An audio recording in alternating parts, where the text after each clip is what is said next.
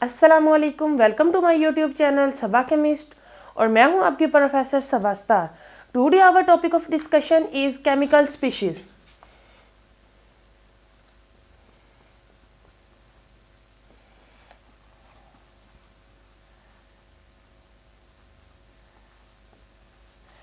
Chemical species यानी कि chemicals बनने के दौरान या केमिकल्स कौन कौन से बनते हैं, उनकी स्पीशीज़ जो बनती है, स्पीशीज़ से हमारा सब्सटेंसेस होती है, न्यू सब्सटेंसेस होती है, वो कौन कौन सी होती है। ठीक है, सबसे पहले हम लोगों ने आज जो डिस्कस करना है वो है आइंस। आइंस या आइन, ठीक है, कि आइन होता क्या है, कितनी किस्में हैं आइंस की और आइंस बनते कैसे हैं, ये सब कुछ आज हम लोगों ने स्टडी करना है। सबसे पहले आइन, हम लोग कहते हैं the species which carry any charge, कि कोई भी स्पीशीज जिस पे कोई भी चार्ज हो, इसमें आ जाते हैं इधर पॉजिटिव और नेगेटिव, कि यानी कि वो पॉजिटिव चार्ज भी हो सकता है और नेगेटिव चार्ज भी हो सकता है। किसी भी एलिमेंट्स के ऊपर जब भी कोई भी पॉजिटिव या नेगेटिव चार्ज आ जाए तो उसको हम लोग आइंस का नाम देते हैं। इस तरह से है कि जो आइंस होते हैं ना, वो दो तरह के होते हैं। Ions have two types, cations, second is anions. दो तरह के हैं, फर्स्ट क्या है कैटाइंस और second anions. The species which carry positive charge, the species which carry positive charge are called cations, while the species which carry negative charge, यानी कि वो वाले सब्सटेंसेस जिनके ऊपर पॉजिटिव चार्ज होगा उनको हम लोग कैटाइंस कहते हैं और जिनके ऊपर नेगेटिव चार्ज होता है उनको हम लोग एनाइंस कहते हैं। अब थोड़ा सा हम लोग इसकी डिटेल्स में जाते हैं कि कैटाइंस फॉर्मेशन कैसी होती है और एनाइन फॉर्मेशन कैसे होती है।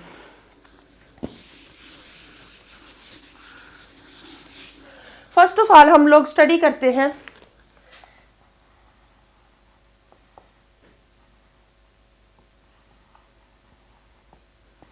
कैटाइंस की।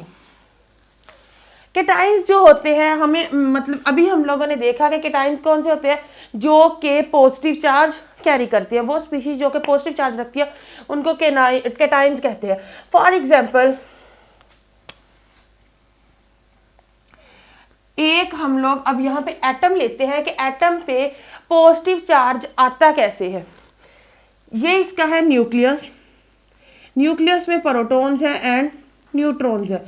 इसके इर्द गिर्द इलेक्ट्रॉन्स जो है मुख्तलिफ शेल्स में या ऑर्बिट्स में मूव कर रहे होते हैं।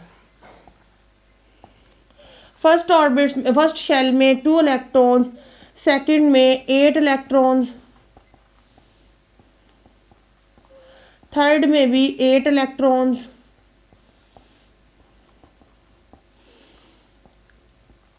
फोर्थ में, मतलब जिस तरह से भी होंगे सभी अपना ऑक्टेट जो है वो कंप्लीट करते हैं। ठीक है, ऑक्टेट का मतलब क्या है कि अपने आउटर मोस्ट शेल में हर एलिमेंट के एटम्स ये चाहता है कि हमारे आउटर मोस्ट शेल में 8 इलेक्ट्रॉन्स मौजूद हों। 8 इलेक्ट्रॉन्स का मतलब ये है कि वो मोस्ट स्टेबल फॉर्म में चले गए हैं। ठीक है, अब ये देखें कि कैटाइंस बनते कैसे हैं। किसी भी अगर हम एलिमेंट या एटम्स की बात करें तो उसमें नंबर ऑफ जो प्रोटॉन्स होता है ना, वो इक्वल होता है नंबर ऑफ इलेक्ट्रॉन्स, यानी कि number of proton P is equal to E।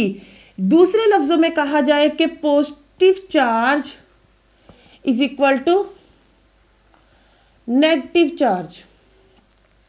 अच्छा, जब किसी एटम में प्रोटॉन और इलेक्ट्रॉन्स की तादाद सेम होती है, ठीक है, ठीक, उसका मतलब क्या है कि इस एटम पे नेट कोई भी चार्ज नहीं है, बल्कि क्या हो रहा है, जीरो है, कि सारे के सारे पॉजिटिव जो चार्जेस होंगे वो अपना असर नेगेटिव चार्जेस के साथ खत्म कर देते हैं, और इस तरह मजमूई तौर पर जो एटम होता है वो न्यूट्रल होता है।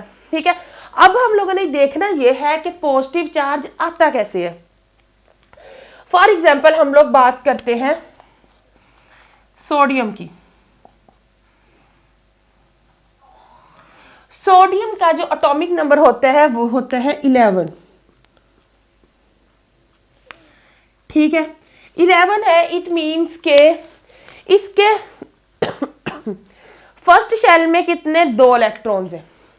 ठीक है, ये है इसका फर्स्ट शेल, इसमें ये 2 इलेक्ट्रॉन्स है। ये दूसरा है, इसमें 8 इलेक्ट्रॉन्स है। अब ये जो तीसरा इसका होगा शेल,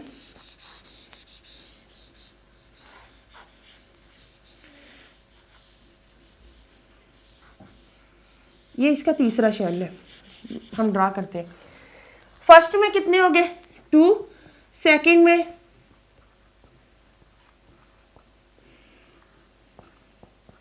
ये 8 इलेक्ट्रॉन्स हो गए। जो इसका ये मतलब आउटर मोस्ट शेल होगा, इसमें 1 इलेक्ट्रॉन होगा। ये देखिए 2 और ये 8 है, 10, 10 और 1 11, यानी टोटल 11 नंबर ऑफ इलेक्ट्रॉन्स है। ये क्या है, ये न्यूट्रल है एटम सोडियम का, जिसमें 11 ही प्रोटॉन है और 11 ही न्यूट्रॉन्स होते हैं। अच्छा, इसके बाद हम लोगों ने ये देखना है कि इसने अपना कंप्लीट करना है ऑक्टेट। ऑक्टेट कंप्लीट करने के लिए ये क्या करेगा कि इस इलेक्ट्रॉन को या तो लूज कर देगा या 7 इलेक्ट्रॉन्स वो गेन करेगा। अब 7 इलेक्ट्रॉन्स गेन करना जो है वो मुश्किल है, इससे बेटर यही है कि वो 1 इलेक्ट्रॉन को लूज कर दे। जिस तरह से अगर हमारे, अल्लाह ना करे हमारे नहीं, किसी इंसान का, किसी मरीज को कैंसर हो गया है, ठीक है, उसके अगर फॉर एग्जांपल इस बॉडी पार्ट में कैंसर है, तो वो यही इसको प्रेफर करेगा कि इस फिंगर को कट कर दिया जाए, कि इससे ज़्यादा ये कि इस पूरे हैंड को या बाजू को कट करना पड़े। वो इस इतने से हिस्से से ही छुटकारा हासिल कर लेगा, खुद को स्टेबल करने के लिए, खुद को तकलीफ से, ज़्यादा तकलीफ से बचाने के लिए। इसी तरह से सोडियम जो है वो स्टेबल होने के लिए क्या करती है कि अपने 1 इलेक्ट्रॉन को लूज कर देती है, और इस तरह से इसके इलेक्ट्रॉन्स कितने बच जाते हैं, 10। फॉर एग्जाम्पल इसने ये वाला जो शेल है, ये 1 इलेक्ट्रॉन इसने कर दिया है लूज। इसके पास जो पहले थे ये इलेक्ट्रॉन्स कितने थे, पहले थे 11, अब कितने बच गए, 10। प्रोटॉन्स कितने, 11। ये 10 इलेक्ट्रॉन्स जो है, 10 इलेक्ट्रॉन्स पे जो नेगेटिव चार्ज है वो उस प्रोटॉन्स के 10 प्रोटॉन का जो पॉजिटिव चार्ज है उसको तो जाया कर देगा, लेकिन एक प्रोटॉन जो 1 प्रोटॉन है उसका जो पॉजिटिव चार्ज है वो एटम के ऊपर शो होना शुरू हो जाएगा। यानी कि हम लोग इस तरह से कह सकते हैं कि जब भी कोई एटम कोई इलेक्ट्रॉन लूज करता है तो उस पर क्या आ जाता है, पॉजिटिव चार्ज आता है। अगर वो 1 इलेक्ट्रॉन लूज करेगा तो उस पर 1 पॉजिटिव चार्ज आएगा, अगर वो 2 करेगा तो उस पर 2 पॉजिटिव चार्ज आएगा, अगर 3 करेगा तो उस पर 3 पॉजिटिव चार्ज आएगा। तकरीबन 3 तक ये जो होते हैं ना, कि जिनके आउटर मोस्ट शेल में 3 इलेक्ट्रॉन्स होते हैं, उनमें ये कैपेबिलिटी होती है कि वो इलेक्ट्रॉन लूज करके अपने आप को स्टेबल करने में ये प्रेफर देते हैं कि हम लोग ज़्यादा इलेक्ट्रॉन्स को गेन करने से अच्छा है कि हम लोग अपने जो ये कम इलेक्ट्रॉन्स हैं उनको लूज कर दें। अच्छा जी, नेक्स्ट है anions.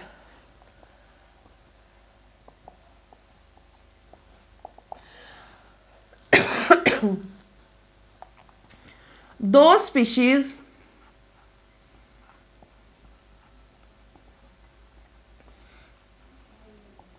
which carry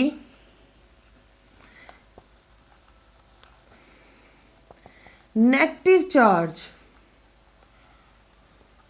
by gaining electrons, कि वो स्पीशीज जो क्या है, जो नेगेटिव चार्ज रखती है। दूसरी टर्म क्या है, बाय गेनिंग इलेक्ट्रॉन्स। कि इसमें यानी हम लोगों ने केटाइंस के बारे में स्टडी किया कि वो इलेक्ट्रॉन को लूज करते हैं, लूज करने के बाद पॉजिटिव चार्ज को कैरी कर लेते हैं। इसमें जब हमने एनाइंस का देखा तो वो कहते हैं कि ये नेगेटिव चार्ज को रखते हैं किसके जरिए, इलेक्ट्रॉन्स को लेने के बाद। इसमें भी सेम कंसेप्ट यही यूज होता है कि जो एक एटम होता है, ये उसका न्यूक्लियस है, उसके बाहर इलेक्ट्रॉन्स है, उसमें क्या है कि नंबर ऑफ प्रोटॉन्स जो है वो इक्वल होंगे किसके, नंबर ऑफ इलेक्ट्रॉन्स के। फॉर एग्जांपल हम लोग देख लेते हैं क्लोरीन के बारे में। जो क्लोरीन है उसका 15 एटॉमिक नंबर, ठीक है। 15 एटॉमिक नंबर का मतलब ये है कि 17 है उसका एटॉमिक नंबर। 17 एटॉमिक नंबर का मतलब ये होता है कि उसका जो मतलब वो उसके इलेक्ट्रॉन्स और प्रोटॉन्स की तादाद क्या है, कलेक्टिवली नहीं, मतलब प्रोटॉन्स की तादाद कितनी है, 17 है, या इलेक्ट्रॉन्स की तादाद कितनी है, 17 है। किस फॉर्म में, जब वो न्यूट्रल होगा। फर्स्ट में 2, सेकंड में 8 और थर्ड में 7 इलेक्ट्रॉन्स होते हैं। अब ये देखें, इसने भी करना है अपना ऑक्टेट कंप्लीट। ऑक्टेट का मतलब ये है कि इसमें आउटर मोस्ट शेल में अपने 8 इलेक्ट्रॉन्स को कंप्लीट करना है। अब ये देखें, ये या तो इसके पास दो चांसेस है, या तो इन 7 इलेक्ट्रॉन्स को लूज कर दे, या फिर अपना एक इलेक्ट्रॉन कहीं से गेन करके अपने इस ऑक्टेट को कंप्लीट कर ले। 7 इलेक्ट्रॉन लूज करना जो है वो डिफिकल्ट वर्क है, इसलिए ये क्या करता है कि कहीं से एक इलेक्ट्रॉन गेन कर लेता है। फॉर एग्जाम्पल ये एक इलेक्ट्रॉन इसने गेन कर लिया,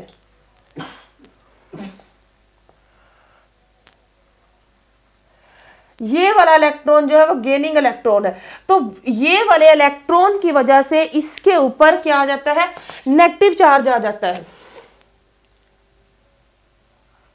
कैसे कि देखिए, पहले तो इसके पास था कि नंबर ऑफ प्रोटॉन कितने थे,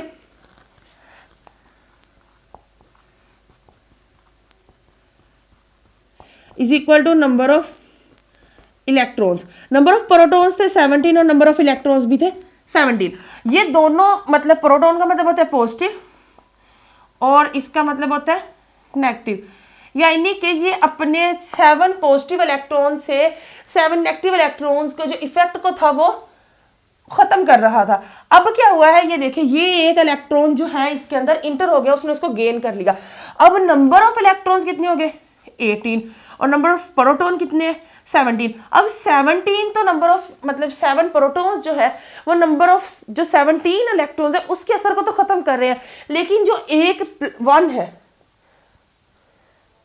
1 इलेक्ट्रॉन है, उसका जो नेगेटिव चार्ज है वो एटम के ऊपर शो होना शुरू हो जाएगा। इस तरह से ये जो नंबर ऑफ हम लोग प्रोटॉन्स है, नंबर ऑफ, यानी कि हम लोग इस तरह से कहते हैं कि the disturbance of the electrons and protons, मतलब अमाउंट कहते हैं number of the disturbance of the number of the protons and electrons the anions are formed.